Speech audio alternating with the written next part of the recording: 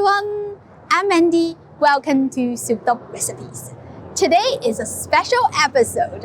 I'm going to take you shopping. It's very easy to get lost when you walk into an Asian market because all those unfamiliar products are overwhelming. This is a comprehensive guide. I'm going to walk you through the store, talk about all those must-have ingredients, and give you shopping tips on how to pick the best product possible. I organized everything into different categories. You can navigate this video to find the most interesting segment by scrubbing through the chapter. If you want to know what recipes you can make with a specific ingredient, please check the links in the description because I listed all the dishes there. All right, let's get started. I'm going to stop at the produce section first. Let me walk you there. Shopping in an Asian market is such an exciting experience.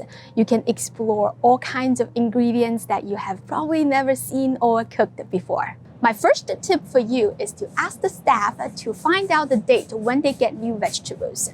This Asian market is very typical, small, neat, and run by Asian couples. Unlike big supermarkets that can replenish produce daily, most small Asian markets do it weekly. If you know the date, you can plan your shopping trip smartly to get everything as fresh as possible. I love these long, skinny Chinese eggplants. The skin and the seeds are very tender. Look for the lighter color area in between the calyx and the eggplant body. The bigger this area, the fresher the eggplant. As opposed, if this area is small or you don't even see it, that means the eggplant is old and it will have tough, annoying seeds inside. I love baby bok choy. They're great in soups and the stir fries. But it does take a while to go through a big bag like this. By the time when I get to the last bok choy, the leaves already turn yellow. To minimize waste, I will tear the outer leaves from each bok choy and eat those first. You can keep the center core in the fridge for up to 1 month. This is more like a storage tip instead of a shopping tip. Anyway, it's useful and it works for other vegetables that have similar structures, such as daikon cabbage and lettuce.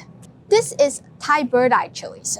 We call it 指天椒. It's super spicy, which means most people would not be able to go through this package in short time, but you can freeze it and use as needed. If you don't find Thai bird-eye chilies in the fridge section, some stores will have it in the frozen section. This is lettuce stem. It has a nice crunchy texture, great for stir fry. The trick to pick it is to check the cut surface at the bottom. There will be a brown spot. Sometimes it's hollow. The bigger it is, the longer it has been sitting on the shelf. Most stores will sell lotus fruit by sections because a full one can be 5 feet long. Look into the holes from the cut surface because lotus fruit grow in mud and sometimes the mud can get inside if it's not harvested correctly, which is a pain to wash. You just want to make sure the holes are clean, no visible dirt. For daikon radish, I will compare the weight and pick the more dense one. It means fresher and juicier. Besides that, I also love bitter melon. It may sound strange, but I just can't get enough of that bitter taste. This is Chinese celery. It smells 10 times stronger than the Western celery. This is chive flour. It has a crunchy texture and a garlicky aroma. Here is the tofu section. In general, silken and soft tofu are good for soups. Medium firm and firm tofu are good for stir fry and stew. I want to show you other soy products that they have. This is tofu sheet. You can thinly julienne them and make keto noodles. They don't have the tofu skin here today. They used to. I'm sure they will restock soon. I do want to mention that is because tofu skin is a great keto option to replace crispy egg roll wrappers. I love this soy puff. It is just fried tofu, but it has a spongy texture, so it becomes super flavorful in soups and stir fries. You can also make stuffed tofu with it. All right, we're done here. Let's go to the seasoning section. Soy sauce is the #1 must-have item. You will find many brands from different countries. They do vary in taste. Some are sweeter, some are saltier. So if you are cooking Chinese food, definitely pick a Chinese brand. However, if you don't have a Chinese brand on hand, other countries' soy sauce can be a substitution. Besides that, you want to check the ingredient list and pick the one that has fewer ingredients possible. Ideally, you only want to see water, soybean, wheat flour, salt, sugar, and 0 additives, such as this Pearl River Bridge brand. It's naturally brewed, very good quality. This store doesn't have it, and your Asian market may not carry it as well, so just pick the best out of whatever is available. Most soy sauce will contain flavor enhancer, which is really hard to avoid, but you definitely don't want to see preservatives on the ingredient list because soy sauce has such a high salt content. It doesn't need that. A lot of people are confused about light soy sauce and dark soy sauce. Let me make this clear. Light soy sauce is regular soy sauce. It is very salty and umami. It's not light in taste or low in sodium. Some brands just use the word light to distinguish the color from the dark soy sauce. Conversely, dark soy sauce is darker in color and thicker in consistency due to the added caramel. It is mainly used to add color to the dish and often pair with the light soy sauce to achieve the desired presentation and taste. Oyster sauce is the second most important seasonings in Chinese cuisine. One thing you need to know is that the quality determined by the oyster content, which you can tell by reading the label. For premium oyster sauce, oyster extract should be the first ingredient. Otherwise, it's more like a oyster-flavored seasoning. You can also compare the protein content. The higher, the better. The premium one has 5.2%, and the oyster-flavored seasoning has 0%. That doesn't mean they didn't use any oysters to make this sauce. It's just the ratio is too low to count. If you have the budget, of course, go with the premium one, but the regular one is good enough for daily cooking, so don't stress about it at all. I do have a demo video on how to make homemade oyster sauce from real oysters and a vegan oyster sauce recipe made with mushrooms. You can check them out right here if you're interested. The way how manufacturers label Chinese black vinegar is versatile and confusing, such as aged vinegar, mature vinegar, zhenjiang vinegar, qingkang vinegar, and seasoned aromatic vinegar. However, the brand and the names really don't matter. There are only 2 things to look for. #1, check the ingredient list. Again, fewer ingredients means better quality. You don't want to see any preservatives because vinegar does not go bad if you stored it correctly. You don't want any flavor enhancer and added color because after aged for years, the vinegar itself should have the distinctive taste and unique inky color. Second, check how many years it has been aged. These 4 bottles, they are aged for 3, 5, 6, and 10 years. The longer, the better, means the flavor is more complex. However, your Asian market may not have so much options. Just choose whatever is available according to your situation. This store only have the 3-year version. The 5, 6, 10-year versions are taken in China by my sister. There are mainly 2 types of cooking wine on the market. One is Shaoxing cooking wine, which has a brown color. The other one is rice wine, which is clear. You don't need to worry about the difference between them because they're not real Shaoxing wine and rice wine. They're just cooking wine named after Shaoxing and rice wine, which means the taste is mild and the alcohol content is low. They don't make a noticeable difference for cooking purpose. To pick a good cooking wine, check the ingredient list. One thing that you don't want to see is alcohol. I know it sounds strange. Let me explain. Cooking wine is made with fermented glutinous rice or wheat, where the sugar is transformed into alcohol by the yeast. So the original ingredient that they used should not include alcohol. If they did add alcohol, that means this wine is not made with the natural fermenting process. It's just alcohol diluted with water. Okay, soy sauce, oyster sauce, and Chinese cooking wine are the three major items that you should keep. But I still want to list some other sauces that I used often. Sichuan doubanjiang is known as the soul of Sichuan cuisine. I always look for this brand, 娟城牌. It is a time-honored local brand in Sichuan, so the quality is better. However, your Asian market may not carry it, so whatever is available to you will do a fine job. Of course, I will link this in the description if you want to purchase it online. Red chili oil, I put it on almost everything, but you can also make it at home. Hoisin sauce, it's great for stir fries and for dipping. Besides that, I always keep sesame oil, sweet flour paste, soybean paste, sambal chili sauce, sriracha, black bean sauce, chuhou paste, and laogamma crispy chili in my pantry. I don't have that much shopping tips for these because you don't really get that much options to choose from. Now we're at the spice section. 5-spice powder is essential in Chinese cuisine. Sometimes you will find a product called 13 spices. 13 is a bigger number, but it doesn't mean better taste.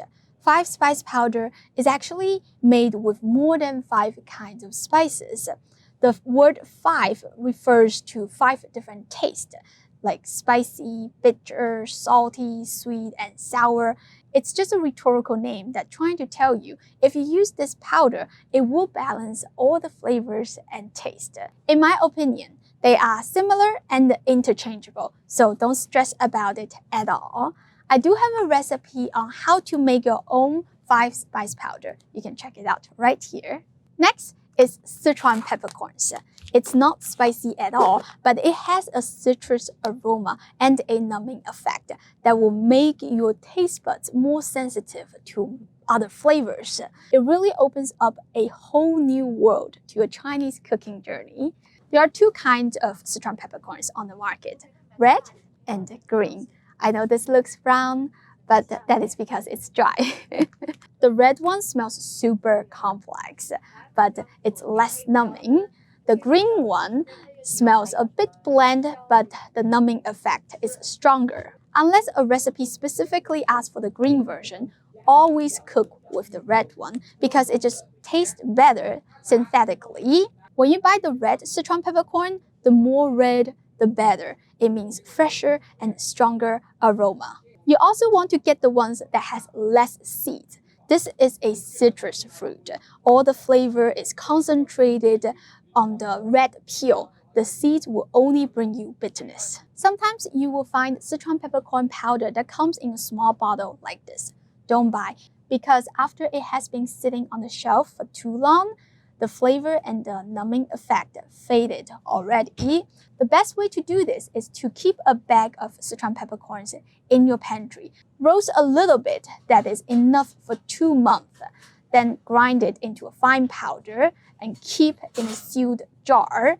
If you keep Sichuan peppercorn powder for longer than 2 months, it doesn't taste good anymore. Now we're at the noodle aisle. Let's talk about the rice noodle first. There are many thicknesses. This is super thin. I call it the angel hair thickness. I use it to make pork chao fen. I use this medium thickness to make Singapore noodles. It doesn't break easily and it doesn't stick to the wok.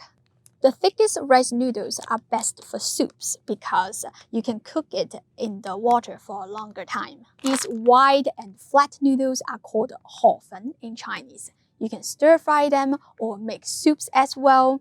The recipes are endless. No matter what thickness you are getting, you want to make sure there are only 2 things on the ingredient list: rice and water. Some brands will contain tapioca starch. I don't like that because it makes the noodles sticky. When you buy mung bean noodles, always look for the package that has the word 龙口 because this is a city that is known for producing mung bean noodles, so the quality will be better. These noodles are great to make egg roll fillings. Fresh noodles will be at the fridge or frozen section. Don't get confused when you see so many types and brands. They're just made with wheat and water. Depending on the additional ingredients and the usage, you can easily divide them into 3 types: egg noodles, non-egg noodles, and alkaline noodles. Although it is convenient to grab noodles from the store, I make them at home because it's cheaper. I save a lot of money by processing large amount of noodles at once and use as needed because they are freezer friendly. Near the noodle aisle, there usually will be a starch section. In this store, it's at the bottom shelf.